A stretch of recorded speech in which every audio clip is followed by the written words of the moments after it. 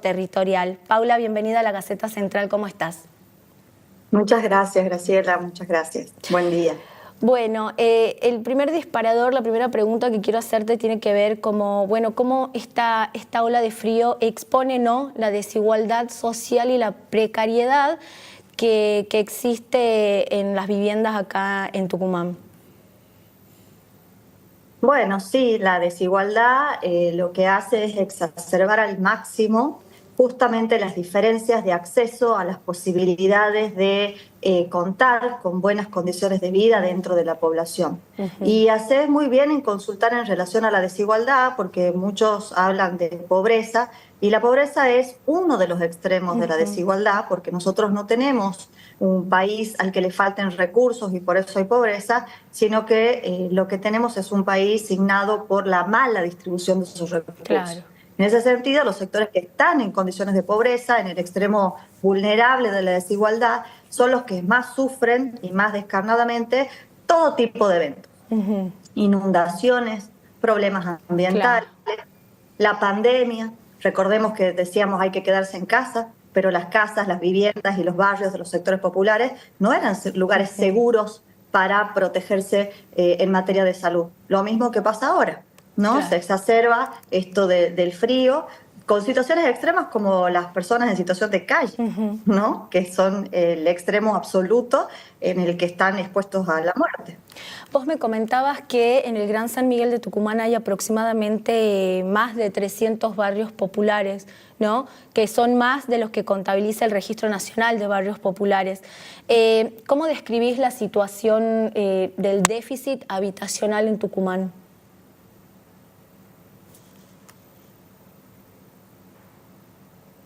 Bueno, nuestro déficit habitacional no solo se caracteriza por la falta de vivienda y el hacinamiento, personas que viven en familias que viven en las casas de sus padres o sus abuelos, ¿no?, sino por un déficit cualitativo de viviendas, ¿no? Y de esto es de lo que trata la mayor parte de los barrios populares, algunos con necesidad de realojo porque viven en condiciones ambientales en las que no pueden permanecer en ese lugar, y otros que necesitan otro tipo de políticas públicas como las que se han desarrollado a partir de la integración sociourbana, que es lo que te mencionaba, luego de haber hecho el Registro Nacional de Barrios Populares. Sí. Esto, si bien ha sido un subregistro, yo señalaba en conversaciones previas cómo nuestra provincia, a partir del Instituto de la Vivienda, tenía un registro incluso más pormenorizado, son más de 300 en el Gran San Miguel de Tucumán.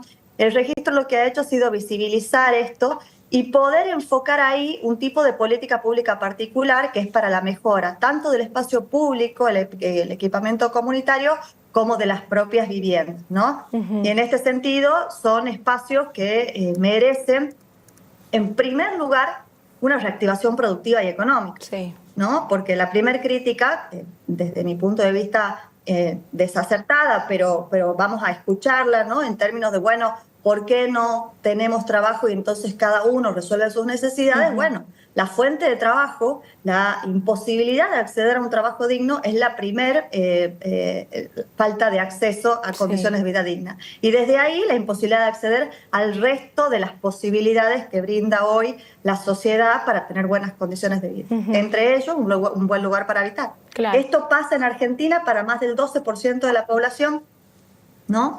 Y en Tucumán, para más cerca del 15% de la población, en barrios populares, que significa extrema pobreza, ¿no? Eso no engloba a toda una parte de la población que también tiene dificultades para el acceso a los servicios, ¿no? Escuchábamos en broma en el verano, tengo aire acondicionado, pero no tengo plata para pagar la electricidad del aire acondicionado, y estoy hablando de capas medias. Cuando hablas de barrios populares, ¿también engloba los asentamientos o esto es parte de otro porcentaje? No, forma parte de lo mismo. Hoy se le llama barrios populares tanto a las nombradas inicialmente como villas miserias, luego como asentamientos informales, porque forman parte de dos momentos históricos diferentes en los que se conforman. Hoy le llamamos asentamientos populares, barrios populares de distintas formas. Pero estamos hablando de las mismas características. Empobrecidas urbanas. Sí. Paula, vos te referías recién a lo cualitativo, a este enfoque cualitativo. ¿Esto tiene que ver con el tipo de material que predomina en la construcción de estas familias o a qué te referís? Bueno, la precariedad viene de múltiples maneras, ¿no? En términos constructivos y de la vivienda, son el tipo de material, el hacinamiento, la dificultad para el acceso a los servicios básicos, ¿no? Como, bueno, el gas, sin duda, en este momento que hace falta calefaccionar, la electricidad, ¿no? Incluso, bueno, están expuestos estos sectores con mucho más dificultad y riesgo a través de los braseros, la posibilidad de incendios en las casas. De calefacciones inseguras. Exactamente, pero todo es inseguro. Cuando nosotros vivimos las tormentas, mucha gente ve la inundación de una manera indirecta. Cada vez que hay viento y tormenta, hay casas que se destruyen y hay que volver a armarlas, ¿no? Se desmantela buena parte de los barrios populares. Y con el frío también se sufre de una manera particular. Y un poco para que la gente lo entienda, ¿qué características tienen los barrios populares en cuanto a características estructurales y ambientales, ¿no? Que hacen que sean especialmente vulnerables a otras zonas de la provincia? Bueno, lo que vos mencionabas al principio, que tiene que ver con el acceso al suelo, lo primero que no puede, que tiene dificultad para hacer una familia sin recursos económicos, es la posibilidad de comprar un lote. Claro. Hoy por hoy la única manera de tener una vivienda es de comprarlo. Entonces se produce lo que se llaman los asentamientos, ¿no? Estos asentamientos se desarrollan en áreas que el mercado no le interesa porque no tienen rentabilidad. Si se ubicaran en zonas favorables, rápidamente podrían ser desalojados porque si forma parte del interés privado, entonces muchas veces el Estado opera rápidamente para el desalojo. No así en áreas con riesgos ambientales. No es que los sectores empobrecidos tomen malas decisiones en relación a por qué eligen vivir en esos lugares. Exacto. No eligen vivir ahí. Es la única opción que les queda. Claro, serían como víctimas de un problema estructural que viene de más arriba, ¿no? Exactamente, que empieza con el desmantelamiento de la estructura productiva, la falta de acceso al trabajo y por lo tanto la imposibilidad de acceder. Claro. Por ejemplo, vos mencionabas recién esto de la falta de suelo, ¿no? ¿Cómo más afecta? Uy, creo que perdimos la... bueno. Estábamos hablando, con Paula Boldrini. Ella es arquitecta, es doctora en ciencias sociales y es especialista en este tema de ordenamiento territorial. Uno de los datos que ella aportaba, José, y que me parece muy interesante es que, igual se creó el Registro Nacional de Barrios Populares, el RENAVAP, y ellos tienen en su relevamiento un número menor de barrios populares que han surgido en el último tiempo en Tucumán. Como ella comentaba, hay más de 300 y son barrios, o lo que antes se llamaban asentamientos, que ella explicaba muy bien, vienen de un problema estructural, ¿no? De hace años, y no porque la gente elija vivir ahí, sino porque no tienen otra posibilidad. Esto que tiene que ver con la falta de acceso al trabajo, falta de acceso a los recursos, ni hablar del peligro que implica vivir en estas condiciones, como ella mencionaba, en esta época del año, en la que, nosotros podemos calefaccionar tranquilamente nuestras casas de una manera segura, y además la educación que tenemos para saber de qué manera protegernos de los accidentes domésticos con el tema de la calefacción, en estos sectores vulnerables no sucede así. Retomé el contacto con Paula. Paula, ¿me escuchas bien? Te escucho perfecto. Gracias. Bien, yo te quería preguntar, vos me mencionabas recién, por ejemplo, estas condiciones de que no tienen algo que a nosotros nos parece básico, como un piso en la vivienda. ¿De qué otra manera esto afecta a la calidad de vida de estas personas, no?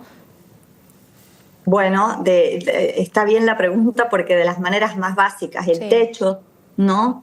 No solo es un techo frágil, sino que no tiene aislación, por lo tanto el calor es mucho más sentido y el frío también, lo mismo que las paredes, sin revoque, lo mismo que, por ejemplo, la posibilidad de acceder tanto a artefactos y a la energía, como por ejemplo a una heladera en el verano. No todo el mundo tiene una heladera. Y muchas veces decimos, bueno, pero qué tremendas estas mamás que ponen el brasero, ¿no? Con la inseguridad que eso significa.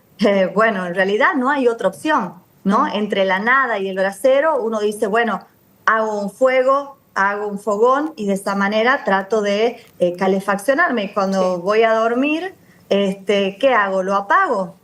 ¿Y cómo dormimos, no? En una cama, varios hijos, y después de un rato sin el brasero se vuelve insoportable. Vivir bajo esas condiciones, bueno, hay que imaginárselo y sobre todo hay que tener contacto para poder entender cómo esas condiciones de vida son tan crudas y deben desaparecer, y eso solo se logra resolviendo el problema de la desigualdad. Paula, ¿qué políticas se han implementado durante los últimos años para mejorar las viviendas? Digo vos, o para urbanizar tal vez estos barrios populares en Tucumán. Vos previamente a la nota me mencionabas de que a lo largo de los gobiernos ha habido gobiernos que han desarrollado más políticas dirigidas a este sector vulnerable de la sociedad y otros que por ahí no le prestaban tanta atención. Sí, sin embargo, si bien hay gobiernos donde eso, como vos decís, se ha acentuado y en otros al revés, hay políticas históricas como el programa de mejora de barrios, el PROMEVA, que ahora ha prácticamente sido desmantelado, ha desaparecido el financiamiento que tenía, o las mejoras de vivienda como el PROMEVI, el programa de mejora de vivienda, por nombrar algunas de las políticas que se han desarrollado en la década de finales del 90, principios del 2000.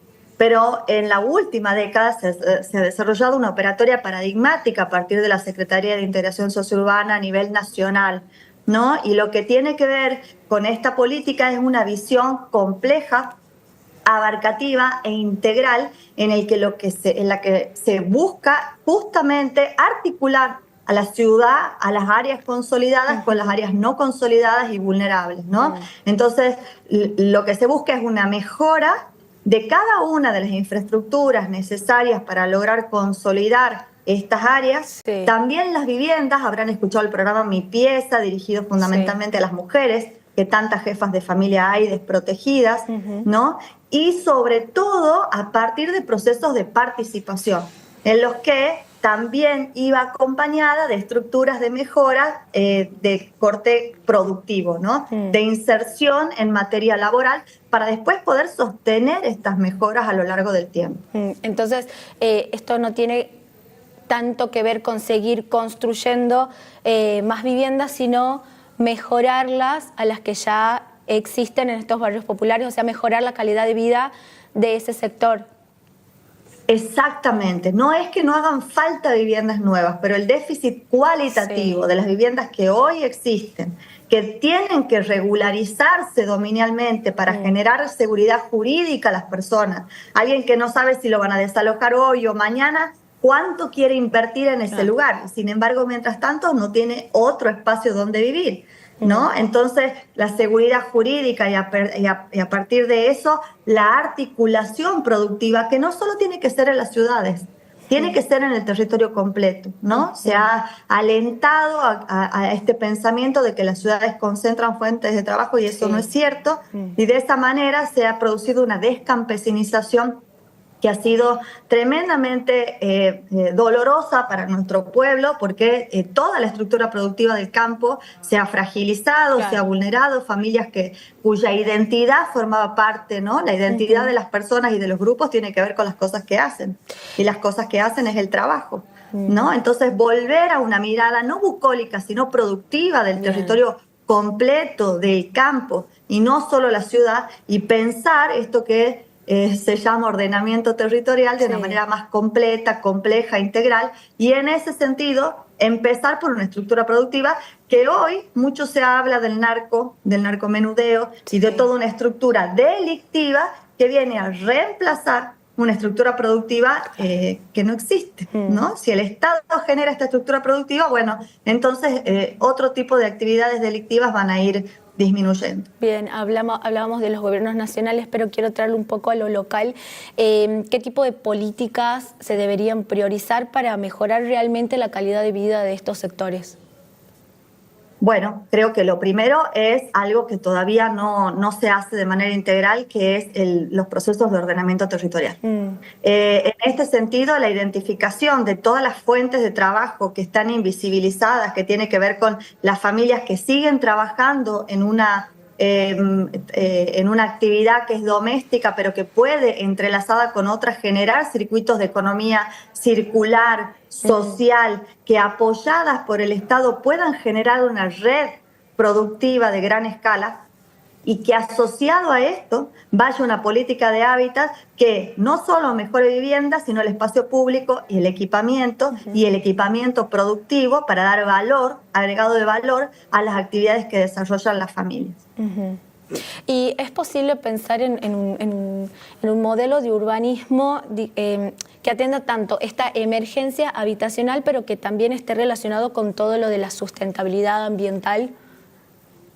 Absolutamente. Es un excelente enfoque, el enfoque que le está dando, porque para empezar, de la manera más elemental, como el uso de las energías alternativas, ¿no? Uno diría, bueno, pero alentamos a que la población se desarrolle y se restablezca nuevamente en el campo, pero no llega hasta ahí la infraestructura ni las condiciones de la ciudad. Bueno, no. Hay un paquete enorme y súper desarrollado de energías alternativas que permitiría eso, y de la mano de eso, una cantidad enorme de estrategias que están vinculadas a la sostenibilidad en todo sentido. Y recordemos que la sostenibilidad es, primero, medidas de corte ecológico, ¿no?, de cuidado ambiental, medidas de corte productivo, que es el otro elemento en el que me estoy poniendo firme, digamos, y por último, social, ¿no?, donde no significa que las empresas tengan que perder rentabilidad, pero sí el Estado cumple un rol de dinamizador social en procesos de participación, que son los que finalmente empoderan a la comunidad en todo sentido, ¿no? La empoderan para poder llevar adelante actividades que individual, familiar y colectivamente resuelvan de manera sostenible las necesidades. Bien. Excelente, Paula, te agradezco muchísimo este tiempo, datos muy interesantes los que nos has contado y bueno, una perspectiva de las políticas públicas que deberían aplicarse en la provincia y en todo el territorio. Muchísimas gracias por tu tiempo. Gracias a usted. Buen día. Bueno, ahí teníamos más o menos un pantallazo, el lado B, ¿no?, de la vulnerabilidad de